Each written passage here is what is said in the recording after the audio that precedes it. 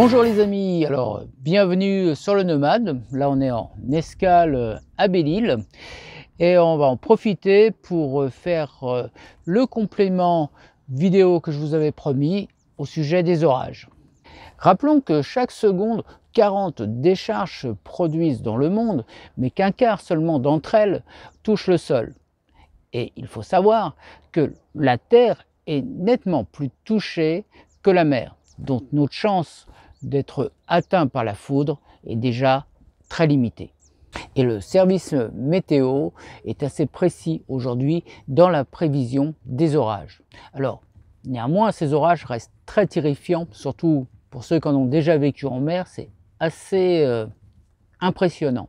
Mais j'ai fait des recherches là-dessus, il y a très peu de retours, d'accidents corporels, humains, voire même de bateaux touchés par la foudre. Beaucoup de témoignages de plaisanciers qui sont passés à travers des orages très violents et qui s'en sont sortis sans grands problèmes, à part des fois quelques problèmes au niveau de l'électronique ou autre, mais très souvent les histoires se finissent bien sans problème majeur. Alors pourquoi, bien que le mât du bateau seul au milieu de la mer paraît être la cible idéale de l'orage, n'est-il pas aussi souvent touché que ça?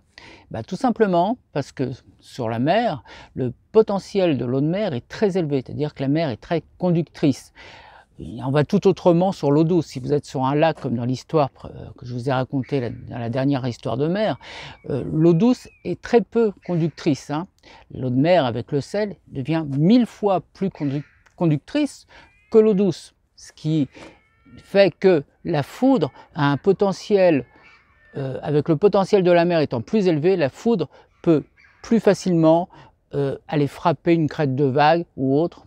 Et des fois, la mer est nettement plus attirante, si vous voulez, pour la foudre que votre mât. Néanmoins, le risque d'être foudroyé existe bel et bien. Donc, il est important d'éviter de rentrer dans les orages. Donc, quand vous voyez un orage approcher à l'horizon, il va falloir essayer de déterminer leur sens de progression. Pour ce faire, on va essayer de savoir de quel type d'orage il s'agit. Est-ce qu'il s'agit d'un type d'orage thermique? En été, dans un marais barométrique, c'est-à-dire quand les isobars sont très écartés les uns des autres et que la masse d'air homogène est fortement réchauffée en surface, elle devient instable, car l'air chaud veut retrouver sa place au-dessus de l'air froid. Dans cette atmosphère, un simple cumulus peut se transformer en cumulonimbus, voire en orage. Ce type d'orage, dit orage thermique, qui s'est développé dans une masse d'air stable, se dirigera très probablement à environ 20 degrés à gauche du vent de surface. Est-ce un orage lié à un front polaire? C'est-à-dire un orage créé dans la zone d'affrontement entre les masses d'air froid d'origine polaire et les masses d'air chaude d'origine tropicale. Les orages seront d'autant plus violents que la masse d'air chaude est instable et humide, renforçant l'instabilité générale. Le nuage se développera verticalement dans des couches d'air aux caractéristiques distinctes. L'orage suivra la couche d'air contenant sa plus grande partie et qui peut se déplacer dans une direction très différente du vent de surface. Après avoir essayé d'identifier à quel type de phénomène nous avons droit, nous pouvons tenter de prédire sa trajectoire. Alors pour essayer de déterminer la direction que prennent les orages, il y a un instrument qui est tout à fait adapté pour ça, c'est le compas de relèvement. Donc vous allez essayer de relever avec votre compas les positions des orages, essayez de suivre leur déplacement. Si vos relevés varient continuellement, c'est que l'orage va se déplacer soit à votre droite, soit à votre gauche. Mais si votre relèvement reste constant, là, ça voudra dire que l'orage se dirige droit sur vous et donc ça sera à vous de changer votre cap le plus tôt possible pour essayer de l'éviter, d'éviter de rentrer dans ce centre orageux. Un autre moyen, si vous avez la chance de disposer à bord d'un radar, c'est, avant que l'orage soit sur vous bien sûr, c'est essayer de repérer avec le radar l'orage, qui souvent étant très dense va apparaître de façon très nette sur votre écran radar, et essayer de l'éviter dès ce moment-là. Vous pouvez le suivre et tout de suite, essayez de vous en éloigner le plus possible. Ça, c'est un autre moyen. Un autre moyen encore, si vous êtes près des terres, là, vous avez des chances d'avoir encore un peu de réseau Internet. Donc là, il est aussi possible de vous connecter à un système de météo radar, ce qu'on appelle, et là la météo va vous montrer presque en temps réel le déplacement des orages, ce qui va vous permettre de les éviter également. Un autre moyen de connaître le déplacement des fronts orageux, c'est d'observer le ciel. En effet, les vents que vous avez en surface ne sont pas du tout ceux que vous allez avoir en altitude. Il faut savoir que les orages se déplacent dans des vents d'altitude qui se situent autour de 5500 mètres. Là où on est en plein dans le domaine des altostratus et altocumulus. Vous savez, ces petits nuages qu'on appelle les nuages de beau temps, très généralement, qui sont blancs, qui vont s'épaissir de plus en plus. Donc c'est ces nuages-là que vous allez regarder et savoir dans quel sens ils se déplacent. Ça vous donnera le sens de déplacement des orages qui se trouvent à proximité. Un autre moyen de savoir à quelle distance se trouve l'orage de votre bateau, c'est de vous servir de la vitesse de propagation de la lumière et du son. Alors la lumière, c'est 300 millions de kilomètres à la seconde et le son est de 340 mètres à la seconde. Donc si vous voyez un éclair, vous savez, il vous suffit de compter le nombre de secondes et vous saurez à quelle distance vous êtes de l'orage, c'est-à-dire le nombre chaque seconde comptant pour 340 mètres. Alors que se passe-t-il si la foudre touche le mât de votre bateau? Ce mât va se charger d'électricité ainsi que tout le gréement. De façon moindre pour le gréement qui est en inox, qui est moins conducteur que l'aluminium du mât. Mais tout le gréement va tout de même être chargé d'électricité.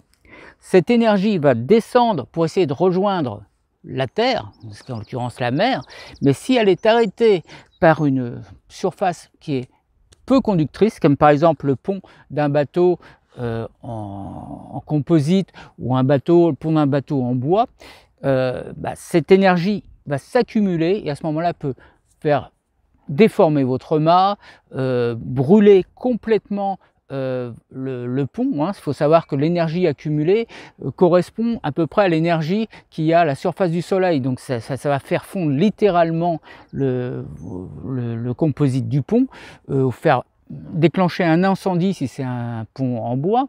Enfin, ça peut avoir des conséquences très graves. Bon, dans la plupart des cas, la foudre, soit la mise à la terre a bien fonctionné si vous avez pris la précaution d'en avoir disposé une sur le bateau, soit vous avez touché qu'une partie de la foudre qui s'est dissipée également dans la mer qui vous entoure. Donc dans ces cas-là, vous avez eu une chance. Mais néanmoins, sachez que l'électronique, toute l'électronique du bord a très certainement été touchée par la dissipation électrique qui a envahi votre bateau. Une chose aussi à savoir, c'est que vous risquez, si vous êtes sur le pont, d'être touché par un arc électrique qui se produit entre les parties du gréement et toute partie métallique, c'est-à-dire que ça peut partir du mât vers un haubans, du mât vers un balcon de mât ou vers un chandelier. Donc méfiez-vous de cela. Alors comment protéger le bateau contre la foudre? La protection consiste à guider toute cette énergie qui a touché le bateau le plus rapidement possible vers la mer sans qu'elle puisse causer de dommages au navire, au bateau ou à l'équipage, ni même à l'électronique. C'est ce qu'on appelle la mise à la terre. En matière de construction et d'installation d'équipements pour les navires de moins de 24 mètres, c'est la norme ISO 10134 qui définit les règles de protection contre la foudre. Alors, comment fonctionne la mise à la terre sur notre voilier? Eh bien, on a vu précédemment que le mât était le principal conducteur de la foudre, puisque placé plus haut, c'est celui-ci qui sera touché. Donc, c'est par ce mât que nous allons relier l'énergie produite par la foudre à l'eau, par l'intermédiaire d'une tresse jusqu'à la quille. Si vous avez un mât en bois qui est peu conducteur, le bois, ça sera très souvent les haubans qui prendront la décharge électrique et ça sera ceci qu'il faudra relier à la quille. Alors au vu des rapports accidents que j'ai eu l'occasion de consulter par rapport aux accidents dus à la foudre, il apparaît évident que les bateaux en acier, qu'ils soient en aluminium ou en fer, sont jamais mis en cause dans ce genre d'accident, ou alors vraiment pour des petits problèmes très limités, c'est-à-dire l'équipage un peu électrisé, mais rien de dangereux, ni l'électronique, ni l'équipage, ni le bateau n'a été mis en danger. Il en va largement autrement pour les bateaux en bois, par exemple, dont le mât n'est peut-être pas conducteur, mais les haubans le sont, où très souvent les orages étant accompagnés de pluie, la pluie, l'eau rendant l'électricité très conducteur, le mât très conducteur, il a pu se produire des incendies, des personnes électrocutées dues à foudroyées directement par ces effets, sans compter toute l'électronique qui se trouve largement endommagée. Pour les mâts en carbone, il est ressorti quelquefois que les bateaux touchés par la foudre avec un mât en carbone, des éclats de carbone ont été propulsés un peu partout, ce qui pouvait éventuellement, je n'ai pas vu le cas, mais qui peut en tout cas blesser une partie de l'équipage. Pour les bateaux dont le mât est posé sur le pont et non relié à la terre, effectivement aussi des conséquences très graves. Alors pour les bateaux ne disposant pas d'une protection de mise à la terre adéquate, hein, ou inexistante, c'est-à-dire dans le cas d'un bateau avec un mât posé sur le pont, certains préconisent de entourer une chaîne à la base du mât, de le serrer le plus possible, de le fermer là et de le relier à la mer. Mais alors, ce qui peut se passer, c'est très souvent ce qu'on a vu dans les accidents, c'est qu'il se produit des arcs électriques entre la chaîne et le mât. Et là, vous risquez fortement d'endommager votre mât, de le fendre. Hein, ça, c'est ce qui est arrivé déjà quelques fois dans des accidents, donc s'en méfier. Autre problème, donc on voit que là, il est relié, on voit qu'il appuie aussi sur les haubans, c'est pour pouvoir éventuellement prendre d'autres charges électriques qui viendraient des haubans, et donc il traîne à la mer. On voit que là, j'ai mis un système pour l'éloigner un petit peu de la coque, c'est que certains préconisent aussi. Bon, l'idéal serait peut-être un morceau en bois et beaucoup plus solide que celui-ci, mais c'était pour vous montrer un petit peu l'exemple. C'est pour l'éloigner de la coque, pour pas que la chaîne, pendant que vous avanciez, ne frotte sur la chaîne et l'endommage, ce qui serait dommage.